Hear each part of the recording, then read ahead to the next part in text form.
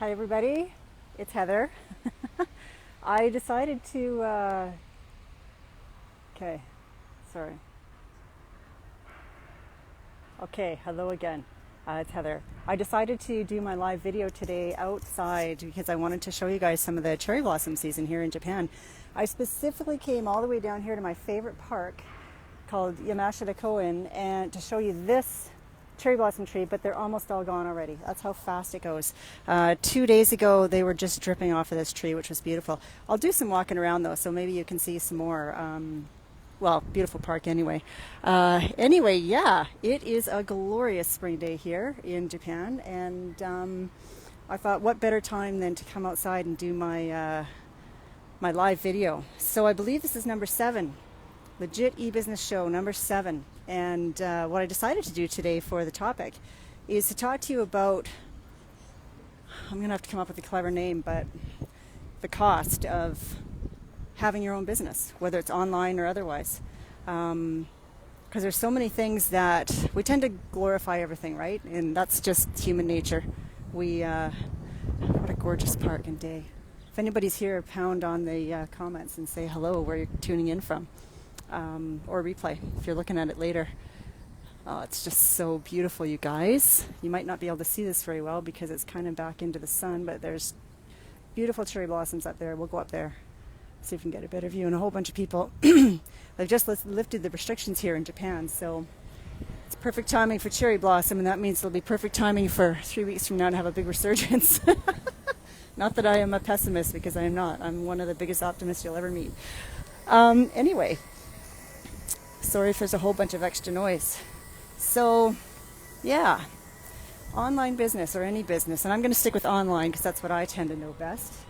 But human nature, we all have a tendency to take things and see the best in them, right? Like if there's a little bit of intrigue left out of a story or something, I mean, you imagine the best scenario, don't you? And you just think, oh yeah, it all worked out, it went great, this happened, blah, blah, blah. And just as I'm walking by, I'm going to show you something else. I'll get a closer look at it one of these days. I don't know if you've heard of Gundam. This is the real Mr. Roboto. It's a 60-foot tall actual robot that works. And he's still in his, it's his house, his little cage here. But they've opened the doors now for closer viewing, so I'm going to go there and check it out and get a really close-up view. Now let me see. I don't know if you can see it. I think it's right about there. He's in the cage. Anyway, he walks and moves and does stuff. It's unbelievable, and it's the only one in the world. It's here in Yokohama for a year, and then they're going to send it on the tour of Japan, so that's kind of cool. But back to the topic at hand. Yeah, we tend to glorify things, don't we? When we're filling in the gaps, it's usually for the better. And we do that when we're thinking about businesses or what we're going to do, goals, all of it, which in a way is a good thing, isn't it? Because it might help to get us started and help to have some motivation. Because I mean, I'm not the only one to say this. I've heard lots of people say that if you had any idea how hard a thing was going to be before you started it, you might not have started it. So in a way it's good, but I just want to point out a couple of things just from a pure logic standpoint. This is one beautiful tree here with a gorgeous blue sky background, because you don't often get that. Cherry blossom season is the start of the rainy season, right? And the windy season, so that we get all the rest of the beautiful things blooming. But look at those gorgeous blossoms. I'm just going to try and get a little closer for you to show you, because they're so lovely. And when you get a whole bunch of trees in a row, they're just gorgeous. So, yeah, with online business in particular, because anybody here who knows me and who might have gone through my legit e-business assessment, you see that I've unpacked 15 different online businesses, right? With the pros and cons, what the cost is, how much time, how much money, can you sell it later, all of that. Oh, it's just so gorgeous. I'm so glad I did this. Have a look. Let some people pass. And I don't have my mask on either. Not good. but we are outside and there is a breeze, so yeah, look at it. It's just lovely. So even with that assessment, as you go through and you look and you compare apples to apples, right? And that's the whole point of it. Oh, it's a crow. Did you guys hear that? I'm like, what is that? Crows are huge here. You see that thing? They're like the size of a little cat. Anyway, yeah. Even when you have the apples lined up one by one by one, and you're comparing the pros and cons, we still tend to romanticize and think about, oh yeah, this is going to be a cinch. And actually, I'm going to say, it's great. Like, what I love about my assessment is that you can see and match your own preferences up. That's the main thing. It's great that you can look at one business to the next and compare them, but the bigger thing is matching up what your preferences are and knowing what you're going to be prepared to do, right, on a daily basis, because that's what it takes. So, but even then, we're still looking at all these ideas and we're thinking, yeah, this is going to be easy for me because it fits with my personality. I like doing these types of tasks. I can see myself doing that. I think I'm going to do really good at this business, and that's great. But the main point I want to make today, and if you don't take anything else out of this little talk other than how gorgeous Japan is, oh my God, look at this. Oh, I love it, you guys. It's unbelievable here. What a blessing to have been living here for so long. If you don't take anything else away from this other than the gorgeous cherry blossoms, always remind yourself and remember that no matter which one you choose, it's going to be hard. Like, none of them are going to be a cakewalk. And I think that's the thing that we kind of think is that, okay, I've matched it up. If you have, if you haven't, then you're maybe even a little bit possibly of a disadvantage because you don't know for sure how it's going to pan out or what it's really going to require or how it's going to work for you. But no matter what you choose or what you do, too funny, right? My sweet mom, love her. She's in Canada, I'm in Japan, I miss her so much. So yeah, that's what I wanted to say, is that no matter which one you choose, it's going to be hard. And actually, I just heard something so interesting today. I've been in a challenge, as I nonstop take training and coaching and programs. I don't like that term lifelong learner. It's just so overdone and cliche, but I truly am. I'll never stop. And I think for me, it's mandatory and necessary. And one that I've just done is a challenge with Pedro Adeo. He's done the Movement Maker Challenge, and it's all about running challenges, right? And he was on there talking with one of his guests, and they were saying, you know what, pick your hard, because you basically have two paths, right?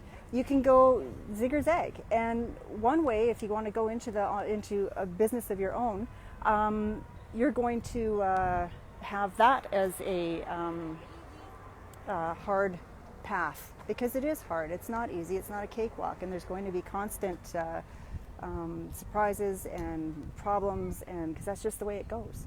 But the other path, the other hard, is life. Normal life, 9-to-5 life, and in its own way, that's hard too, right? It's hard when you're not feeling like going to work, or you're not getting the raise, you're being promoted or not getting promoted, and someone else is getting it over you, or it's hard when you don't have enough money at the end of the month to do everything you want to do, or you can't afford things you would like to afford for your family. Like all of that, it's a payoff. It's a you've got to pick one or the other. Is basically, I'm going to stand here because these are so close to the ground and you can see them so clear. So beautiful. Look at this, you guys. Arr! Wow. So just know that, you know, we've got to get over the idea of thinking and looking for the easy way, because there really isn't an easy way. The easy way is 6 feet under. Really.